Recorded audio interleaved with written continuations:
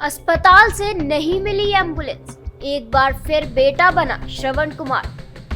आपने बेटों की वीरता की चर्चा तो बहुत सुनी होंगे, लेकिन क्या आपने ये सुना है कि एक बेटा अपनी कंधे पर अपने वृद्ध पिता को लाद कर अस्पताल ले गया। अपने पिता के प्रेम में एक बार फिर एक बेटे का श्रवण कुमार बनने का रूप सामने आया है, जहां पैसे के अभाव में बीमार वृद्ध पिता को कंधे पर लादकर घर जाने के लिए एक बेटा निकल पड़ा।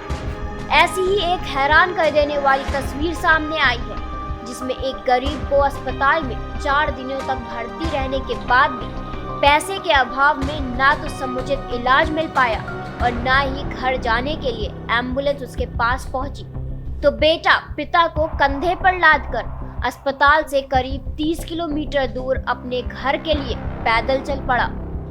योगी सरकार भले ही स्वास्थ्य सुविधाओं को बेहतर बनाने के लिए तरह तरह का प्रयास कर रही हो, लेकिन सरकारी अस्पतालों में गरीबों के बिना जेब ढीली करे बेहतर इलाज तो दूर की बात है, एक मामूली इलाज भी नहीं मिलता। इस बात की पोल तब खुली जब कर्नलगंज के तहसील के हल्दर मऊ ब्लॉक निवासी शिव भगवान अपने वृद्ध पिता, जिन्हें खांसी और सांस लेने में तकलीफ थी, करीब 4 दिनों तक सामुदायिक स्वास्थ्य केंद्र में इलाज कराया जा रहा था, लेकिन कोई आराम नहीं मिला, जिसके बाद वहां के अधीक्षक ने इन्हें जिला अस्पताल के लिए रेफर कर दिया और 20 मई को शिव भगवान ने अपने पिता को जिला अस्पताल में भर्ती कराया। बेटे का आरोप है कि वहां पर वार्ड में नर्स फाइल बनाने के नाम पर रुपए की मांग कर रही थी, लेकिन पैसा ना होने की वजह से वो पैसे नहीं दे पाया, जिसके बाद उसके पिता को डेंगू वार्ड में डाल दिया गया। इस दौरान नर्स ने उसे बाहर से 2 इंजेक्शन लाने के लिए कहा, तो वो किसी तरह बाहर से 2 इंजेक्शन लेकर आया। 4 दिनों में सिर्फ वही 2 इंजेक्शन लगाए गए और अस्पताल से कोई भी दवा नहीं दी गई। पैसा न मिलने से नाराज नर्स बार बार वृद्ध को लखनऊ रेफर करने की बात करती रही। पीड़ित शिव भगवान नर्स के सामने गिड़गिड़ा कर बोल रहा था कि उसके पास पैसे नहीं हैं, तो कैसे ले जाए वो लखनऊ। इस दौरान वृद्ध दर्द से चिल्लाता रहा। बेटा अस्पताल में कर्मचारियों को पैसे ना होने की दुहाई देता रहा, लेकिन अस्पताल के कर्मचारियों को इस गरीब पर जरा भी दया नहीं आई और किसी ने भी बेटे की बात नहीं सुनी। इलाज के अभाव में वृद्ध का खाना पानी भी बंद हो गया। पिता की हालत नाजुक होने पर उसने कहा कि एम्बुलेंस से उसके पिता को घर भिजवा दीजिए, मगर अस्पताल के निर्दयी कर्मचारियों ने बताया कि एम्बुलेंस सिर्फ मरीजों को लाती है।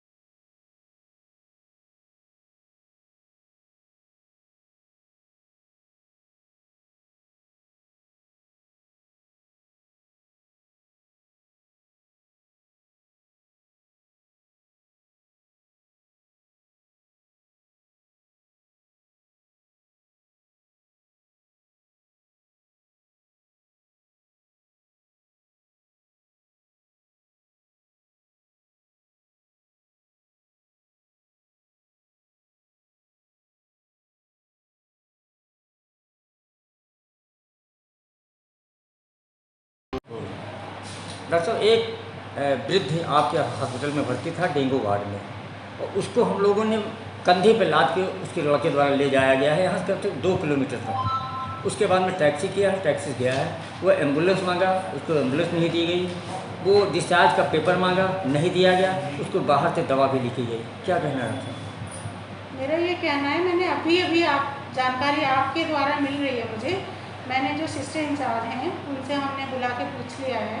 सिस्टर इंचार्ज कह रही हैं कि वो वृद्ध जो है अपने आप यहाँ से चला गया है बिना डिस्चार्ज स्लिप वगैरह कुछ भी लिए हुए।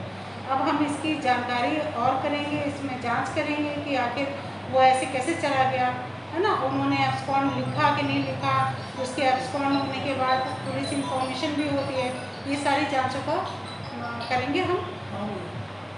नहीं मैम, उसका आरोप है कि उसको बाहर से दवा भी लिखी गई है। बाहर से दवा तो देखिए हमारे पास तो आया नहीं, एटलीस्ट वो हम यहाँ बैठे इस चेयर पे, तो अगर बाहर से दवाई लिखी थी तो वो एक बार आता हमारे पास, है ना, कि हमारे लिए हमको दवाई बाहर से लिखी गई। एम्बुलेंस भी उसको नहीं दी गई, कंधे पर लाद के अपने पिता को ले गया।